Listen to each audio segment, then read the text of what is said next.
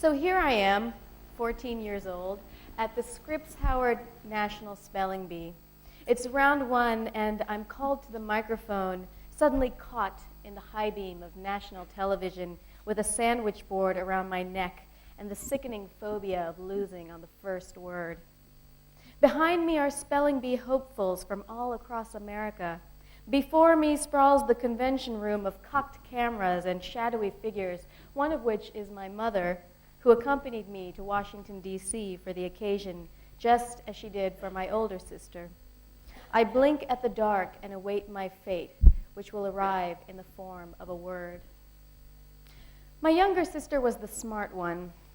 After her third grade spelling bee, where she confused the words quite and quiet, Christine ditched spelling altogether in favor of speech and debate, an extracurricular with its own share of misfits and cutthroats. I'm the middle child, 2 years younger than Nina, whose unprecedented triumphs at the Kentucky State Spelling Bee led her to nationals 3 years in a row, thus priming me for a similar path. Learning words became my pastime. I began with a suggested list distributed at school, hundreds of words printed in 7-point font on a poster that folded up like a map, which I'd opened so many times that the words along the creases began to vanish. But once you get to the national bee, the big leagues as it were, there is no more comprehensive study tool than the Merriam-Webster's Unabridged Dictionary. Maybe I would have been a better speller if I'd stayed away from the dictionary. Its sheer size and weight, too heavy to place anywhere but on the ground, sapped me of any desire to actually want to study the whole thing systematically as other champions previously had done. I had tried to hone in on one word at a time, but my brain just kept wandering down tangential alleys. What got me going were the phonetical spellings, the schwas and short vowels, or the fine engravings of an aardvark or a bustier, or the sometimes messy origins of each entry, the etymologies. When I discovered that pajamas and nabob were from Hindi, I made it my patriotic business to discover other South Asian hand-me-downs. And certain words I like just for the feel of them, like ululation, zeitgeist, triskaidekaphobia, or papetree. Those last 4 words descend from Latin, German, Greek, and French, respectively. Learning etymologies is a key aspect of spelling well, not knowing every word necessarily, but being able to recognize the roots and cognates. Watch any speller who's stuck on a word, papetree, for example, and one of the first questions he asks is etymology, and the announcer will say French, derivative of papier, and instantly the speller's consternated frown will clear. If he's really stuck, he'll stall with every other question in his arsenal. Can you repeat the word? Definition? Use it in a sentence? Can you repeat the word? But usually the etymology question is the one that unlocks the answer. But for me, it led to other questions. Who were these wily alchemists of language who fused syllables together and willed whole words into being? One such character, William Shakespeare. Consider his contributions to modern English, the words eyeball, hot-blooded, puking, even the prefix un, as in uncertain, undress, unnerving. According to James Shapiro, a Shakespeare scholar at Columbia University, the list goes on. Madcap, eyesore, phrases like neither rhyme nor reason, and a sorry sight. There are whole libraries dedicated to Shakespeare studies, but it's these words I keep coming back to, these masterworks in miniature, that leave me with Shapiro's questions. How did he create phrases that stick in the mind, that make it seem like they'd always existed? Now, maybe I'm making myself out to be some sort of wunderkind, always, privately simmering with these brilliant thoughts, but the truth is I was pretty predictable for 14. I felt an implosive pressure to win, to stand out from the masses, a pressure equal only to another, to merge with the masses. And by masses, I mean the minority of girls in my class who wore Doc Martens shoes and tiny silver studs. I did not adhere to the recommendations found on the National Spelling Bee website, where young spellers can find ways to, quote, drum up enthusiasm for your bee. Number 4 is to, quote, encourage everyone to dress in black and yellow on the day of your bee. At 14 years old, I would have preferred to give myself a black eye. But somewhere in some nook of America, there has to be a gutsy little speller doing just that, and I can't help but admire that kid. When I try to imagine her, I think of a music video to this song, No Rain, by the early 90s rock band Blind Melon. The video follows a pudgy little girl in an ill-fitting bee costume, complete with black and yellow tutu, as she walks through a grimy city, trying to tap dance terribly for anyone she meets. Usually she's greeted by blank stares and a good bit of head scratching. She doesn't fit in anywhere, a fact that nearly crushes her spirit, as well as her heart-shaped pipe cleaner antenna, until she comes to a wrought iron gate. Upon opening it, her face lights up. It's an entire commune of weirdos in bee costumes. They welcome her into their fold, dancing, cartwheeling, doing can-can kicks. This bee girl is overjoyed. As a kid, I loved that video. You can probably tell why. That's me on the left in tap shoes. But watching the video now, I love everything but the end, which I think misses the point.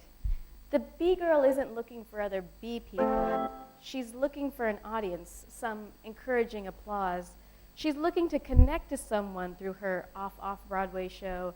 And what's glorious about the bee girl is her unapologetic singularity, her persistence in the face of mocking laughter and loneliness, her willingness to go out on a limb and stay there. Which is not to say that every artist has to be miserable and lonely. For the most part, I enjoy the day-by-day work of writing, as well as the company of friends and the occasional stranger with whom these days I can share a few very broken sentences of Hindi. But I'm not too interested in blending in with perfectly like-minded folk. As a writer, your vision, say of a world that welcomes a girl in a bee costume, is what gives you something new to say. Your solitary standpoint is what allows you to observe outward and burrow inward, what provides you the unique vantage from which to say it. Writing lets you work through many questions, but the ones that lie beneath are addressed to some foggy sense of a reader. Are you there? Do you understand?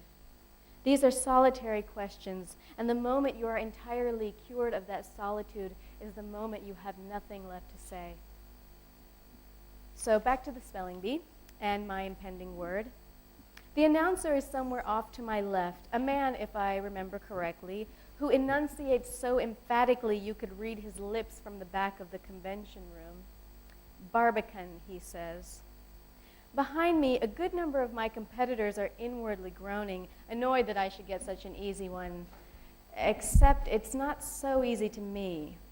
The first half is simple enough, but that last syllable, can, could go two ways, C-A-N or C-O-N. I gamble on the latter. Now imagine that pause. And then the sickening tinkle of a tiny brass bell whose clapper seems to ping against your very heart. There go the suggested lists, the flights, the hotel room, the hope. There goes Mom with a sigh, gathering up her coat and purse. But I don't go to meet her just yet.